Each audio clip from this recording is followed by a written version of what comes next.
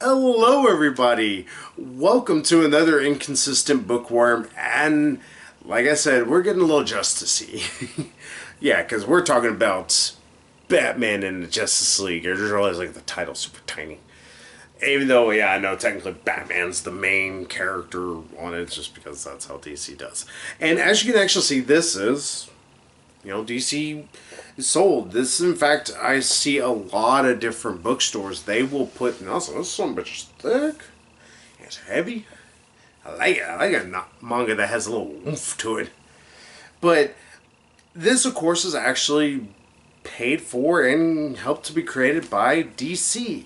Though, of course, it's actually written by a gentleman here who's obviously, if I'm not mistaken, he's actually Japanese. I am stupid and not able to talk. So, to talk about this, I have to kind of talk about my feelings on Batman and, the Justice League. More importantly, Superman. And even though I've kind of made it quite obvious, I have always loved Batman. I think the detective work, whenever it's done well, it's fantastic. I think he can always be an interesting character.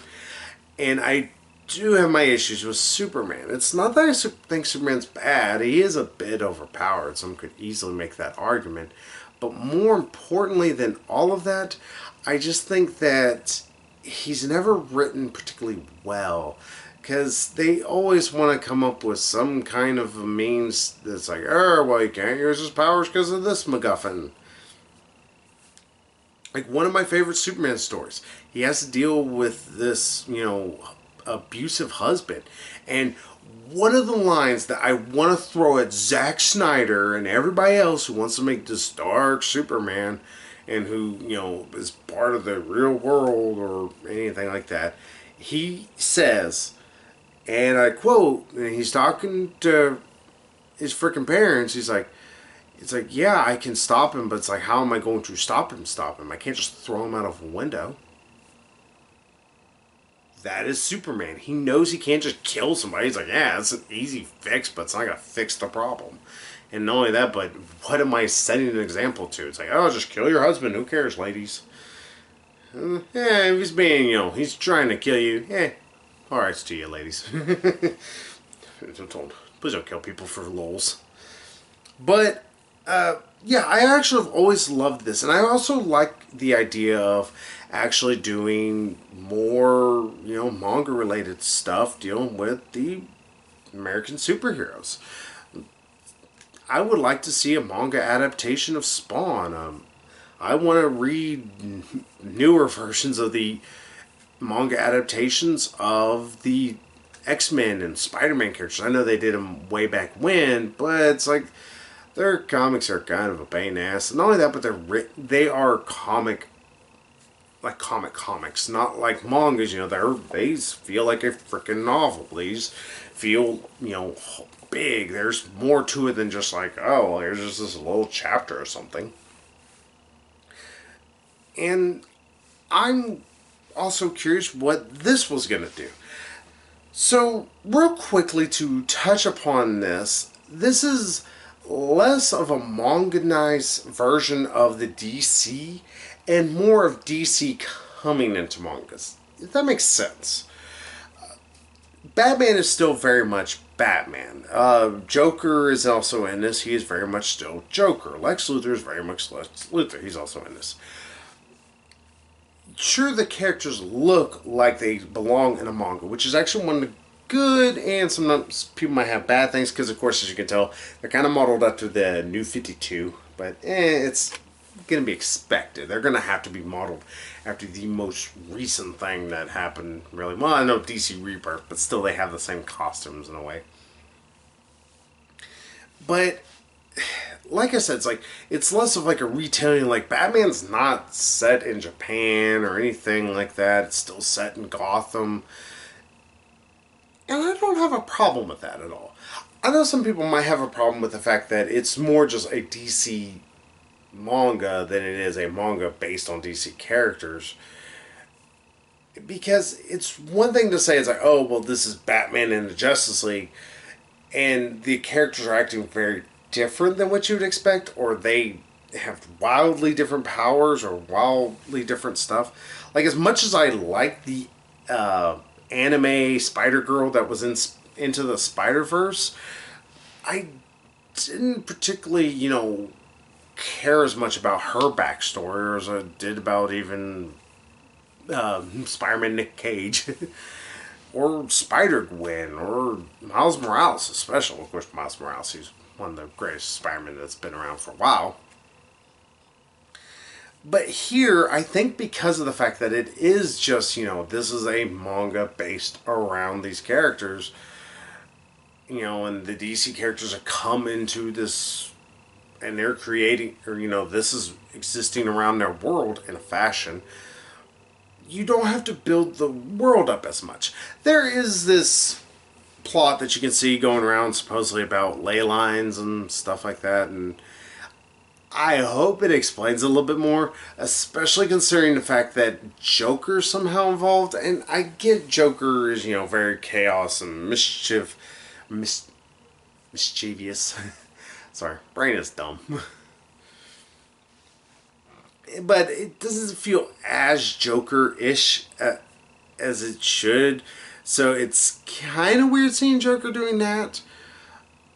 And also, I can't be remiss if I don't think the Joker, how he decided, the artist, how he decided to make Joker is not the best thing ever. It's not that it's terrible, just, you've seen better. If you're wondering what he looks like, it's right here. It's almost like he wanted to do the Heath Ledger Joker, because that's kind of the definitive Joker. Or at least nowadays for, us millennials and all that. Just, I think, without coloring, it kind of doesn't work as well. It also would help if everybody's faces were kind of shaded a little bit, darker. So that way, Joker, with his face with no shading whatsoever, except for, obviously, like the stuff around his lips and all that, it would make it stand out a little bit more. Otherwise, it just seems like a guy who just is weird.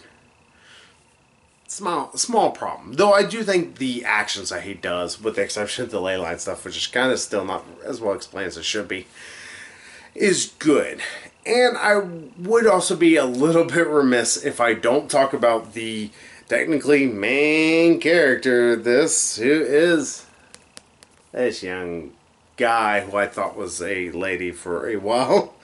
Oh, which, hey, it's fine, but I cannot tell you a single thing about him. Other than the fact he doesn't like violence. Though he took karate, he's like, I did it for defensive and blah blah blah reasons. Technically, he is the main character in a way. He's not really all that good. I get it. It's fanficky in a way because, the writer who did this, might pretty much be themselves. That's fine, just I don't care enough about the character. I think that's my big problem is I wanted to, like, he lost his parents and he does not believe they're actually dead, so he wants to try and find them. Cool, I sympathize with that plight, but I don't care about his character. He's not interesting, really. And that's the biggest crime I could say against him. He's just not an interesting character. Other than the fact he knows karate, I mean, he just reacts to things that are kind of around him. A bit of a problem sometimes that can't crop up in mangas just as a whole. So, like I say, he's probably one of the worst parts of it, besides also I'm not 100% sold on the Joker. Everything else, though, I think is really damn good.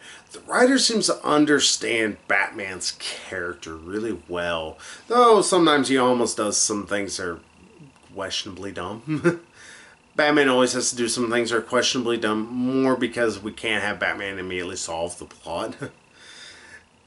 But on top of all that, when there's action, it's really damn well done. It looks fantastic. Just to show you just some of the actually good action that will be kind of happening, or anything like that, or sorry, this book has a lot of talking at points. That's also, I guess, a negative you could think. I flipped through some action, I think. Yeah, I did. Damn it. It's like at the beginning where Batman's kind of fighting off these pretty much drunk cops who are taking this thing. It's making them kind of lose their inhibitions. So, yeah, there is, like I said, there is some bad parts, but there's some really good parts. The art in the entire thing is actually really damn well done. I really love it beyond Joker, who would just, like I said, I'm just, uncertain, less than hated. Everything else is fantastic. Just, I wish it just pretty much said Batman and Superman, because in reality, like, it mentions Cyborg, Green Lantern, and Aquaman. And of course, by the end of all this, the big reveal is that Ocean Master Orm, I can't pronounce his name correctly, from, you know, the Aquaman movie just recently came out. It came out, you know, 6 months ago. But he is freed. He was some reason being held in captivity, like near Arkham Asylum or something. Why? I don't know. And Batman has to try and go fight him. It's like, Batman's cool and all. He ain't gonna win. This guy's super strong, super fast, and he has magical powers. There's no way Batman stands a chance. And I think that's the biggest problem I could see. It's just that it's like, there's a lot of setup here. And again, it kind of almost suffers from the Blue Exorcist issue, where there's a lot of this world building, because it does have to try and set up, why is this story need to be told? Why is this happening? Blah, blah, blah, blah. Here is this world, and that's what it has. But it does also have some pretty good character bits from both Superman and Batman, which I really loved. I loved that they interacted together, but they also weren't like assholes to each other. They were friends, like they actually are in the actual comics. That's one thing I don't know why DC writers constantly want them to fight. I don't know why Zack Snyder wanted them to fight. It's like, seriously, it's like, it'd be one thing to give a good reason why they fight each other. Like I said, take the route that Megan and me gave you. You want there to be Darkseid and all that? You know what? Have Desaad and Godfrey actually kind of be in each one of their ears and kind of pushing them mentally, of course. Not physically, that'd be weird. Also wouldn't make any sense. So, like I said, I'm curious about this book. I'm waiting to read more about it. They're supposed to be in our volume, I think it just came out recently, or it's about to come out. So, hey, there's that. But I would say if you're interested in it, go ahead and pick it up. It's not the greatest thing. It's not like fantastical. There's a lot of setup, and like I said, the main character technically is not the most interesting, and I feel like they're just setting it up as the new Robin, for like a better way to describe him. And I would like there to be eventually more DC. Like, I would not mind this to eventually become more than just Batman and Justice League. Maybe we get a Flash book. Maybe we get a Green Lantern book. If we have a few other artists and writers helping to work on this, I think this could be a good way to introduce those who only read mangas to the DC universe and give them something else to read as well. You know, and also get DC money. And maybe show them, like, hey, we like, you know, a well-built world that, you know, you don't have to explain every single thing. We don't have to restart the whole damn thing, because this does feel like a world's already been lived in, and it's nice that they just keep dropping little hints here and there. It's not bombarding you with other bullshit like Zack Snyder does. But hey, I enjoyed the hell out of it quite a bit. Like I said, main character aside. But hey, pick it up. Maybe we'll get more of this stuff. I hope so. DC, if you're hearing me, I'd like more of this. But hey, I need to wrap this all up. So until then, y'all, I'll see y'all with more inconsistent bookworm. So until then, I'll talk with y'all later. So bye-bye, everybody.